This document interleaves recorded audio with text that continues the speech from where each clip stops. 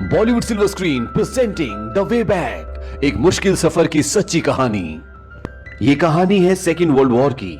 Soviet union के Poland पर आक्रमण करने के बाद वो कई लोगों को बंदी बना लेते हैं। उन्हीं में एक आर्मी ऑफिसर होता है जिसका नाम होता है यानुश। वो उस पर कई आरोप लगाते हैं और उसे एक पेपर पर साइन करने के लिए बोलते हैं, पर वो मना कर देता है। तभी वहीं पर बैठा ऑफिसर बोलता है उसे अंदर लेकर आओ, और वहां पर एक लेडी को लेकर आते हैं। वो ऑफिसर उससे पूछता है, क्या तुम इस आदमी को जानती हो? वो बोलती कि हाँ, ये मेरे पति हैं। वो जानूस से पूछते हैं, क्या तुम इस बात को मानते हो? वो कहता है कि हाँ, ये मेरी पत्नी है। इसके बाद वो ऑफिसर उसकी पत्नी से पूछता है, इसके बारे में तुम और क्या जानती हो? वो कहती है कि ये कम्युनिस्ट पार्टी से नफरत करते हैं और ये विदेशों में जासूसी करते हैं। हालांकि यानुश को इस बात से बहुत दुख होता है, लेकिन वो जानता है कि उसकी पत्नी मजबूर है, उसे इन लोगों ने मजबूर किया है। और इसके बाद यानुश को 20 साल की सजा हो जाती है और उसे साइबेरिया की जेल में भेज दिया जाता है। और ये जेल ऐसी जगह पर होती है जहां पर अगर कैदी को खुला भी छोड़ दिया जाए तो वो भाग नहीं सकता, क्योंकि कई 100 किलोमीटर तक सिर्फ जंगल और बर्फ है। और ये बात है सन 1940 की। जेल में पहुंचने के बाद वहां पर जितने भी कैदी नए आए होते हैं, जिनमें से एक जानूस भी होता है, उन सबको वहां का एक ऑफिसर बताता है कि सिर्फ ये जेल तुम्हारी जेल नहीं है, बल्कि यहां पर आसपास का पूरा इलाका तुम्हारी जेल है, क्योंकि यहां पर हजारों किलोमीटर तक कुछ भी नहीं है और कुदरत कभी किसी पर रहम नहीं करती, क्योंकि वहां पर ठंड बहुत ज्यादा होती है। और वो ऑफिसर कहता है कि अगर कुदरत ने तुम पर रहम कर भी दिया तो यहाँ के जो लोकल लोग हैं वही तुम्हें मार देंगे, क्योंकि हर कैदी के ऊपर इतना इनाम है कि तुम्हें कोई भी मारने से चूकेगा नहीं। इसके बाद वो सब अंदर चले जाते हैं और जब खाना खाने की लाइन में लगते हैं तो वहां पर ये दिखाते हैं कि एक बूढ़ा आदमी होता है, और जब वो अपना खाना लेके जा रहा होता है तो उसके हाथ से खाने का एक टुकड़ा गिरता है और तभी एक दूसरा बूढ़ा उस टुकड़े पे झपटता है, लेकिन वो उसके ऊपर पैर रख देता है और अपना टुकड़ा उठा लेता है। यानुश ये देख रहा होता है और वो अपना खाना उस बूढ़े आदमी को दे देता है जो अभी दूसरे का खाना उठाने की कोशिश कर रहा था। अब जिसका खाना उठाने की कोशिश कर रहा था वो बूढ़ा आदमी बोलता है, क्या तुम यहाँ पे मरना चाहते हो? तुम आधे राशन में या जिंदा नहीं रह सकते। यानुश बोलता है, इसकी उम्र तो देखो। वो बूढ़ा आदमी बोलता है कि मेरी भी उम्र हो गई है, लेकिन सुबह तक मैं जिंदा रहूंगा, ये जिंदा नहीं रहेगा। और इसके बाद वो बूढ़ा आदमी वहां से चला जाता है। उसके जाने के बाद यानुश के पास एक और आदमी आता है। वो उससे पूछता है कि तुम्हें कितने साल की सजा हुई है? वो बोलता है कि 20 साल की। यानुश उससे पूछता है कि तुम्हें कितने साल की सजा हुई है? वो बोलता है कि 10 साल की। यानुश पूछता है क्यों? वो कहता है कि मैं एक एक्टर था और एक फिल्म में मैंने एक अमीर आदमी का किरदार किया था, और उस अमीर आदमी को मैंने उस फिल्म में कुछ ज्यादा अमीर बना दिया था, और इसलिए मुझे 10 साल की सजा हो गई। यानुश बोलता है कि एक्टिंग करने के लिए 10 साल की सजा? वो कहता है कि हाँ, यहाँ ऐसा ही है। यानुश उससे पूछता है कि क्या आज तक कोई जेल से भागा है? वो कहता है कि आज तक यहाँ से कोई नहीं भागा, और तुम भी मत सोचो, अगर भागने की कोशिश करोगे तो मारे जाओगे। इस जेल में बहुत सारे कैदी होते हैं जो अलग अलग देशों के होते हैं, और कुछ गुनहगार भी होते हैं, क्रिमिनल्स भी होते हैं। अब कुछ दिन बीतते हैं और जो एक्टर होता है एक दिन यानुश को एक रास्ता दिखाता है और बोलता है कि ये भागने का रास्ता है, और मैं बहुत दिनों से तुम जैसे किसी साथी की तलाश कर रहा था जिसके अंदर हिम्मत हो, जो भाग सके। यानुश बोलता है कि हम जाएंगे कहाँ? चारों तरफ तो सोवियत है और एक तरफ जर्मन है। वो कहता है कि हम दक्षिण की तरफ जा सकते हैं और बॉर्डर पार करके मंगोलिया पहुंच जाएंगे, लेकिन हमें सर्दियां खत्म होने का इंतजार करना पड़ेगा, क्योंकि अभी बहुत ठंड है। अगर हम यहाँ से निकल भी गए तो ठंड से मर जाएंगे, और हमें बहुत सारा खाना भी इकट्ठा करना पड़ेगा, क्योंकि सफर बहुत लंबा है। मंगोलिया यहाँ से कई हजार किलोमीटर दूर है। और इसके बाद ये खाना इकट्ठा करना शुरू करते हैं। यहाँ पर इस जेल में ये सब लकड़ी काटने का काम करते हैं। ये जंगल में जाते हैं, लकड़ी काटते हैं, फिर वापस आ जाते हैं। और एक बार जब ये वापस आ रहे होते हैं तो बर्फ की हवाएं चलना शुरू हो जाती है, और यहाँ पर इतनी ठंड होती है कि उन हवाओं से 4-5 लोग वहीं पर मर जाते हैं। और वहां पर एक बूढ़ा आदमी होता है जिसका नाम होता है मिस्टर स्मिथ। वो बोलता है कि हमें जंगल की तरफ जाना चाहिए, नहीं तो हम मर जाएंगे। लेकिन जो इनका इंचार्ज होता है वो बोलता है कि नहीं, हमें यही रुकना होगा, हम जंगल में नहीं जा सकते, क्योंकि वो जानता है कि जंगल से कैदी भाग सकते हैं। लेकिन मिस्टर स्मिथ उसकी बात नहीं मानते और वो वहां जंगल की तरफ चलना शुरू कर देते हैं। वो उन्हें बोलता है कि मैं तुम्हें शूट कर दूंगा, लेकिन वो नहीं रुकते। वो जानते हैं कि अगर मैं यहां रुका तो मर जाऊंगा।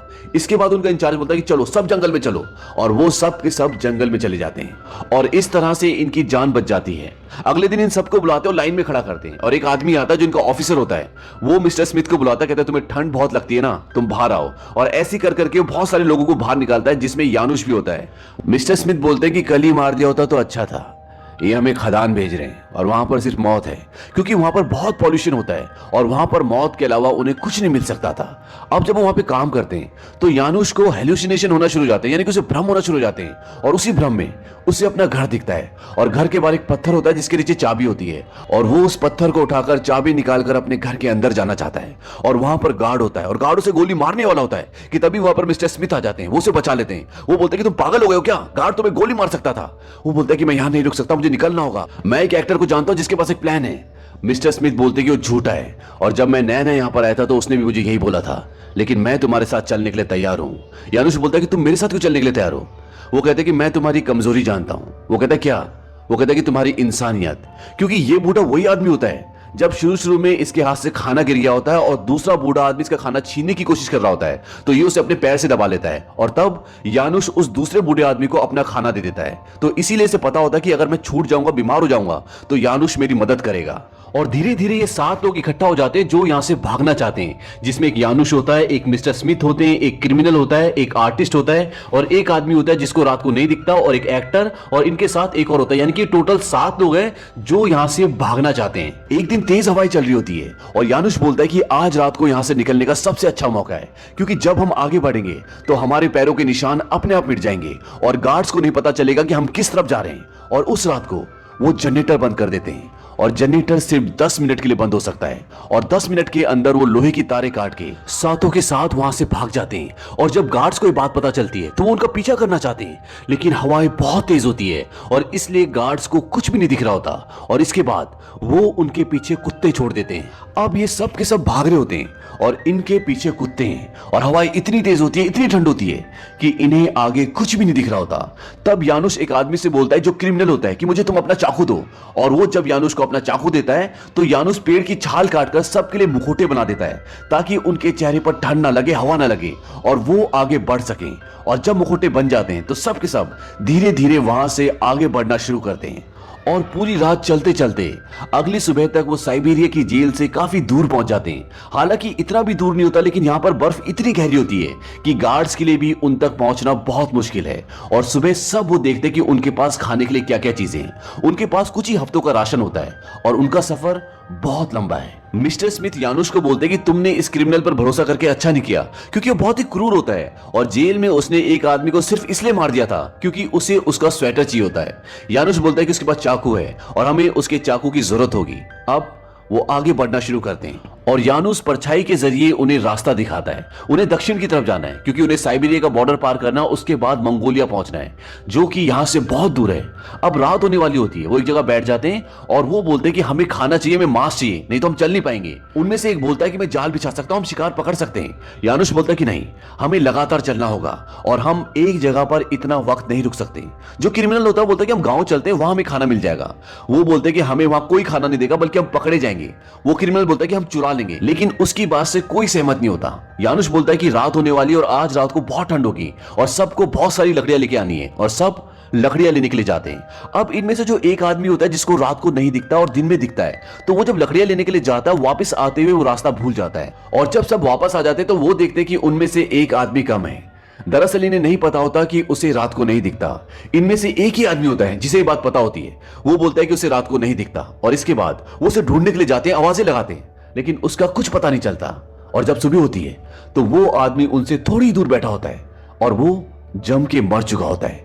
वो उसे वहीं दफनाते हैं और आगे का रास्ता तय करते हैं। इन्हें चलते चलते कई दिन हो चुके हैं और बर्फीला इलाका पीछे छूट चुका है। ये एक जंगल के रास्ते होते हुए आगे बढ़ रहे होते हैं। ये सब भूखे हैं, कमजोर हैं और अब इन सबको ये लगता है कि ये नहीं बचेंगे। हालांकि जिस झील तक ये पहुंचना चाहते हैं, प्लान के मुताबिक इन्हें वहां पर एक हफ्ते पहले पहुंच जाना चाहिए था, लेकिन अभी भी ये वहां से बहुत दूर होते हैं। और एक दिन जब ये सो रहे होते हैं तो इन्हें कुछ जानवरों की आवाजें आती हैं और जब ये उन आवाजों की तरफ जाते हैं तो देखते हैं कि कुछ भेड़ियों ने एक शिकार किया होता है। ये भागते हुए उस तरफ जाते हैं, सारी भेड़ियों को भगा देते हैं और उस शिकार को जानवरों की तरह खाते हैं क्योंकि ये भूखे हैं और अगर ये नहीं खाएंगे तो मर जाएंगे। इसके बाद यानुश ये तय करता है कि वो अकेला ही आगे जाकर रास्ता देखेगा क्योंकि सब चल नहीं सकते, उनके अंदर इतनी ताकत नहीं है। और यानुश वहां से निकल जाता है और जाने से पहले वो बोलता है कि अगर मैं एक हफ्ते में लौट कर नहीं आया तो समझ लेना कि मैं नहीं रहा। यानुश आगे का सफर तय करता है। उसे बहुत तकलीफ होती है, वो भूखा है, वो कमजोर है और आगे लंबा रास्ता, लेकिन यानुश चलता जाता है और वो अब मरने की कगार पर है। उसे दोबारा से हेल्यूसिनेशन होना शुरू हो जाता है, उसे भ्रम होता है। उसे अपना घर दिखता है और वो पत्थर भी जिसके नीचे चाबी है, लेकिन वो किसी भी तरह अपने दोस्तों तक पहुंच जाता है और वो उन्हें बताता है कि यहां से 3 दिन के रास्ते पर वो झील है जहां में पहुंचना है। और ये बोलते ही वो बेहोश हो जाता है। उसके दोस्त आग जलाते हैं, उसे खाना खिलाते हैं और सुबह तक जब यानुश की तबीयत ठीक हो जाती है तो वो आगे का सफर तय करते हैं। और जब वो झील की तरफ जा रहे होते हैं तो उन्हें लगता है कि उनका कोई पीछा कर रहा है और जब वो उसे पकड़ते हैं तो वो देखते हैं कि वो एक लड़की होती है। वो बोलती है कि मैं रशियन से भाग रही हूँ वो चाहते कि वो उनके साथ जाए, लेकिन सब मना कर देते क्योंकि इनके पास खाना बहुत कम है और वो नहीं चाहते कि कोई और उनके साथ आए, क्योंकि ऐसा करने से इनकी रफ्तार कम हो जाएगी, खाना बढ़ जाएगा। और इसीलिए उस लड़की को वहीं छोड़कर वो आगे बढ़ते हैं। और जब वो झील के किनारे पहुंचते हैं तो वो देखते कि वहां दलदल में एक जानवर फंसा होता है और वो उस जानवर को मार देते हैं। और अब इनके पास बहुत सारा खाना है। तभी उनमें से एक आदमी को याद आता है कि वो लड़की भी भूखी है और वो भागता हुआ पीछे जाता है और रात तक वो उस लड़की को वापस ले आता है और वो उसे अपने गुट में शामिल कर लेता है। अब वो सब बहुत सारा खाना खाते हैं और रात को चैन की नींद सोते हैं, क्योंकि आज इन्होंने बहुत दिनों बाद पेट भर के खाना खाया है। अगले दिन ये अपना सफर जारी रखते हैं और जो लड़की इनके साथ शामिल हुई है ये शुरू में अपने बारे में इन्हें काफी झूठ बोलती है, लेकिन बाद में सब कुछ सच सच बता देती है और ये इन सब के साथ काफी घुल मिल जाती है। और कुछ दिनों की यात्रा के बाद ये मंगोलिया के बॉर्डर पर पहुंच जाते हैं। और अभी तक की यात्रा में इन्हें बहुत तकलीफें उठानी पड़ी, क्योंकि ये एक बहुत ही लंबा सफर था जिसमें इन्होंने बर्फ के पहाड़ पार किए, जंगल पार किए, पेट भरने के लिए कीड़े खाए, मरे हुए जानवर खाए और यहां तक कि इन्होंने कुत्ते को मारकर भी खाया। लेकिन सोवियत यूनियन और मंगोलिया का बॉर्डर पार करने से पहले इनके साथ जो एक रशियन क्रिमिनल होता है वो कहता है कि मैं यहीं रुकूंगा, मैं तुम्हारे साथ आगे नहीं आऊंगा, क्योंकि वो यहीं पे स्टे करना चाहता है। और वो वहीं पे रुक जाता है और इसके बाद ये 6 लोग बसते हैं। और जब ये बॉर्डर पार करके मंगोलिया पहुंचते हैं तो वो उसके गेट पर देखते हैं कि वहां पर स्टैलियन का फोटो लगा होता है और वो समझ जाते हैं कि कम्युनिस्ट यहां पर भी पहुंच गए, जिन लोगों से भाग रहे थे अब यहां पर भी उनका राज है। और वो बोलते हैं कि सब कुछ खत्म हो गया और वो वहां से आगे बढ़ जाते हैं और वो ये तय करते हैं कि वो पहले चाइना जाएंगे, चाइना से तिब्बत और उसके बाद इंडिया, क्योंकि इंडिया में ब्रिटिश का राज है और ये जानते हैं कि वहां पर सेफ है। अभी तक ये कई महीनों से पैदल चल रहे हैं और ये 5,500 किलोमीटर तय कर चुके हैं और अब ये इंडिया जाना चाहते हैं। और इंडिया का सफर इतना आसान नहीं है, क्योंकि इंडिया पहुंचने के लिए इन्हें हिमालय पर्वत पार करना पड़ेगा, जो कि अपने आप में बहुत ही बड़ा चैलेंज है। और ये अब इंडिया की तरफ बढ़ जाते हैं और इंडिया के रास्ते में धूप, गर्मी, प्यास, पीहड़, रेगिस्तान ये सब है और इनकी हालत खराब हो जाती है। इसी दौरान जो इनके साथ लड़की होती है वो कई बार बेहोश होकर गिर जाती है, क्योंकि इन सबको पानी की कमी है, सबकी बॉडी डिहाइड्रेट हो चुकी है। और रास्ते में चलते चलते एक बार मिस्टर स्मिथ बोलते हैं कि वहां पर मुझे लगता है कि पानी होगा, क्योंकि वहां पर पेड़ होते हैं। लेकिन यानुस बोलता है कि नहीं, हमें दक्षिण की तरफ जाना और वो पूर्व है और ये सिर्फ एक भ्रम है। लेकिन मिस्टर स्मिथ उसकी बात नहीं मानते और वो और बाकी के 4 लोग यानी कि वो 5 उस तरफ बढ़ जाते हैं और यानुस को भी उनके साथ बढ़ना पड़ता है। और जब वो वहां पहुंचते हैं तो वहां सच में कुआं होता है और उन्हें ऐसा लगता है कि उन्हें दोबारा एक जिंदगी मिल गई। ये बहुत सारा पानी पीते, अपना मुंह धोते, नहाते हैं और अब ये लोग चाहते हैं कि हम कुछ दिन यहीं पे रुक जाएं। लेकिन यानुस बोलता है कि ऐसा करना ठीक नहीं होगा, हम भूख से और भी कमजोर हो जाएंगे और फिर आगे का सफर तय करना बहुत मुश्किल होगा। इनमें से 2 लोग बोलते हैं कि हमें नहीं लगता कि हम आगे का सफर तय कर पाएंगे, क्योंकि उनकी बॉडी बहुत कमजोर हो चुकी होती है। लेकिन यानुस बोलता है कि हमें आगे का सफर तय करना ही होगा। और अगले दिन ये बहुत सारा पानी पीते हैं और जितना पानी हो सकता है रख लेते हैं और अब ये सब इंडिया की तरफ निकलते हैं। इनके आगे एक बहुत लंबा रेगिस्तान है, जहां इन्हें रेगिस्तान के तूफानों का सामना करना पड़ता है। और इनके साथ जो लड़की होती है वो एक बार फिर गिर जाती है और जब भी उसके पैर देखते हैं तो उसके पैर बहुत सूज चुके होते हैं, वो चलने की हालत में नहीं होती, लेकिन फिर भी वो चलती है, क्योंकि वो नहीं चाहती कि उसकी वजह से इनकी रफ्तार कम हो। लेकिन वो इस सफर को, अपनी तकलीफ को ज्यादा वक्त तक नहीं सह पाती और इस सफर में उसकी मृत्यु हो जाती है। वो वहीं रास्ते में उसकी कब्र बना देते और आगे निकलते हैं। और अब ये 5 लोग बचे हैं और इन 5 की हालत बहुत बुरी तरह खराब हो चुकी है, कोई भी आगे जाने की हालत में नहीं है। लेकिन फिर भी आगे तो बढ़ना है और कुछ और किलोमीटर चलने के बाद इनमें से एक और गिर जाता है। ये एक आर्टिस्ट होता है और इसकी भी मृत्यु हो जाती है। और अब ये 4 बजे हैं, इनको भूख लगी है, इनको प्यास लगी है, इनके पास खाने के लिए कुछ नहीं, पानी नहीं है और लंबा सफर है। अब कुछ और सफर तय करने के बाद ये रेगिस्तान के उस छोर पर पहुंच जाते हैं जहां से कुछ ही दूरी पर पहाड़ होते हैं, यानी रेगिस्तान खत्म हो रहा है। लेकिन मिस्टर स्मिथ, उनकी हालत खराब हो चुकी है और वो भी गिर जाते हैं और वो कहते हैं कि मुझे छोड़कर चले जाओ, अब मैं आगे नहीं आ पाऊंगा। लेकिन यानुस बोलता है कि मैं तुम्हें छोड़कर नहीं जाऊंगा, हम सब साथ चलेंगे। और वो अपने 2 साथियों को बोलता है कि तुम लोग आगे जाओ और पानी ढूंढो, हम लोग पीछे पीछे आते हैं। और वो दोनों चले जाते हैं और रात तक मिस्टर स्मिथ और यानुस भी उन तक पहुंच जाते हैं। अब ये चारों वहीं उस बिहड़ में सो जाते हैं और ये सब मरने की कगार पर हैं। और जब सुबह होती है तो इनमें से एक के पैर के ऊपर से सांप निकलता है और उसे देख लेता है और उसे पकड़ने के लिए जाता है, क्योंकि ये खाना है। और जब वो आगे जाता है तो वो देखता है कि वहां से चट्टान से पानी रिस रहा होता है और ये देखकर वो बहुत खुश हो जाता है, क्योंकि ये सब बहुत प्यासे होते हैं। और वो सबको बुलाता है और सब वहां पर चट्टान से चाट चाट कर पानी पीते हैं और वो मिस्टर स्मिथ को भी पानी पिलाते और इसके बाद वो सांप को भी पकड़ लेते और सांप खाने के बाद, पानी पीने के बाद उन सब के अंदर थोड़ी सी जान आती है। और रात को यानुस मिस्टर स्मिथ के पास जाता है। वो बोलता है कि मुझे पता है कि तुम्हारे बेटे को रशियंस ने मार दिया था। यानुस बोलता है कि मैं उसका नाम जानता हूं, क्या मैं उसका नाम ले सकता हूं? डेविड। मिस्टर स्मिथ बोलते हैं क्या तुम उसका नाम लेकर मेरे अंदर जिंदगी जीने की इच्छा जगाना चाहते हो?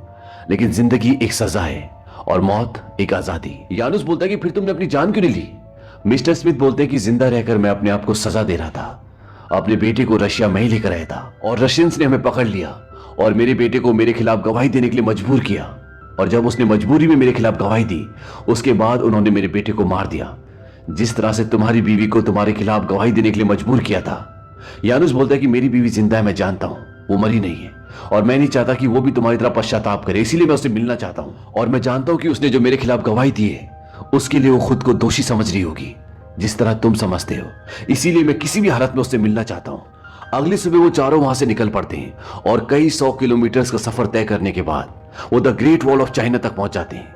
लेकिन वो चाइना नहीं रुक सकते क्योंकि चाइना और जापान के बीच में जंग चल रही है और इसीलिए वो तिब्बत की ओर बढ़ते हैं और एक बार फिर उनके सामने बर्फ के पहाड़ आते हैं। लेकिन वो तिब्बत तक पहुंच जाते हैं और तिब्बत के लोग उनका स्वागत करते, उन्हें खाना देते हैं और वो बोलते हैं कि यहां से इंडिया जाने के लिए सिक्किम से एक रास्ता है, लेकिन अभी सर्दियों का टाइम है और अगर तूफान आया तो तुम फंस जाओगे। फिलहाल तुम यहीं रुको, जब मौसम बदल जाए तो तब चले जाना, तब तक मेरे आदमी तुम्हारा ध्यान रखेंगे। और ये कहकर वो सब वहां से चले जाते हैं। यानुस बोलता है कि मैं यहाँ नहीं रुक सकता, मुझे आगे जाना होगा। अगर हम एक बार यहाँ पे रुक गए तो हम थक जाएंगे, फिर आगे नहीं जा पाएंगे। मिस्टर स्मिथ बोलते हैं कि मैं चाइना जाऊंगा, मुझे पता चला है कि वहां पे यूएस मिलिट्री का प्रोग्राम चालू है और ये लोग मुझे चाइना भेज सकते हैं और वहां से मैं सीधा अमेरिका चले जाऊंगा, क्योंकि ये एक अमेरिकन होते हैं। और रात को ये सब वहीं सो जाते हैं। लेकिन सुबह यानुस और उसके 2 साथी वहां से निकल जाते हैं और मिस्टर स्मिथ वहीं रुक जाते हैं। अब कई पहाड़ों को पार करने के बाद फाइनली ये तीनों इंडिया पहुंच जाते हैं और इंडिया में इनका बहुत अच्छे से स्वागत करते हैं। इंडिया पहुंचने के लिए इन्हें 6400 किलोमीटर का सफर तय करना पड़ा। ये कई महीनों से पैदल चल रहे होते हैं। मौत से लड़के इंडिया पहुंचते हैं और अब सबका सफर खत्म हो जाता है, लेकिन यानुस का नहीं, क्योंकि पोलैंड अभी भी आजाद नहीं हुआ। वो अभी भी कम्युनिस्ट के अंडर है, वो उनके कब्जे में। लेकिन यानुस अगले 50 सालों तक अपने घर नहीं जा पाया।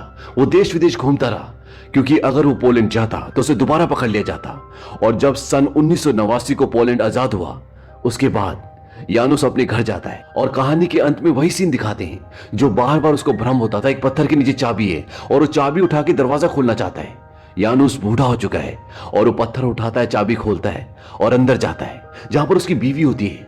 वो भी अब बूढ़ी हो चुकी है। वो उससे मिलता है और वो दोनों एक दूसरे के गले लगकर बहुत रोते हैं और इसी के साथ ये सच्ची कहानी खत्म हो जाती है। ये पूरी कहानी सन 1939 की थी, जब सेकेंड वर्ल्ड वॉर चल रहा था। उस वक्त पोलैंड के वेस्ट पर हिटलर ने, जो कि जर्मनी का लीडर था, और पोलैंड के ईस्ट पर स्टैलियन ने, जो कि सोवियत का लीडर था, इन दोनों ने कब्जा कर लिया था। इसी के चलते स्टैलियन ने पोलैंड के बहुत सारे लोगों को बंदी बना लिया था और यानुस भी उन्हीं में से एक था, जिसकी कहानी हमने आपको सुनाई है। दरअसल इस कहानी पर एक किताब लिखी गई थी और उसके बाद सन 2010 में इस सच्ची घटना पर द वे बैक मूवी बनी। अगर हमसे कुछ इन्फॉर्मेशन छूट गई हो या आपको इस बारे में कोई भी इन्फॉर्मेशन हो तो हमारे कमेंट बॉक्स में जरूर लिखें।